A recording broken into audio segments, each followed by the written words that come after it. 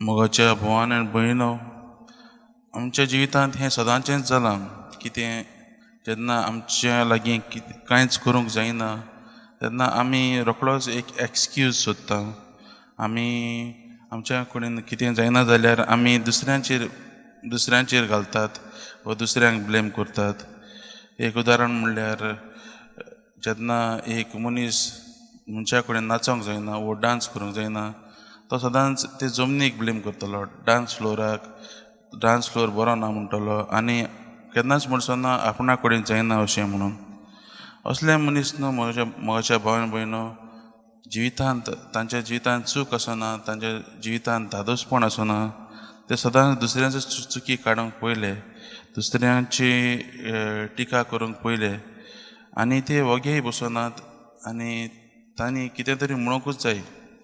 असल्या मनशांक आज जेजू शुभ वर्तमानांत म्हणटा, हे जुदेव आसात, फारिसेव आनी दोन शास्त्री आसात, तांकां म्हणटा ते दुसऱ्यांची टिका करूंक पयले आनी देव तांच्या मदें आयिल्लो जुआंव बावतिस्ताच्या रुपान आनी जेजूच्या आपल्या पुताच्या रुपान देव आयिल्लो, पूण ते ताका अडकूंक नात.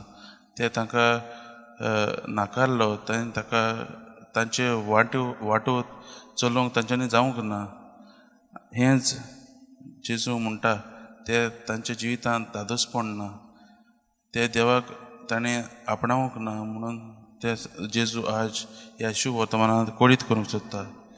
तांकां तो हे मैदानार बसलेल्या भुरग्यां तरी सर करता, कित्याक ते हे भुरग्यांची काळजां धादोशी आसूंक ना. जेन्ना जुआंव बावतिस्त तो कांय जेयना आनी पिना आसतना आयिल्लो तांकां देवाची राज परगटूंक, तेन्ना ते ताचेर फाल चलयताले.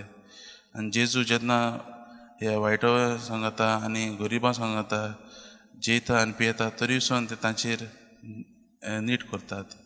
मोगाच्या भावन भयणो, आमी जायते फावटी आमचे लागीं असले जाता. आमी ह्या जुदेवा भशेन जाल्यांत, जांकां ह्यो जेजूच्यो मार्ग चलोवंक कठीण जातालें, तेन्ना आमी दुसऱ्यांकूय ब्लेम करूंक लागतात, दुसऱ्यांचेरच आमी चुक्यो काडूंक लागतात.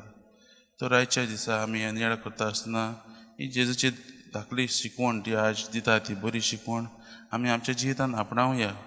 आमी जेन्ना आमच्या जिवितांत देव आमकां कितें दिता वो देव कोणाच्याच रुपान येता, तेन्ना आमी ते उक्त्या मनान आनी उक्त्या काळजान आमी आपणावंक आनी देवाक आमच्या काळजांनी भितर घेवंक आनी ह्या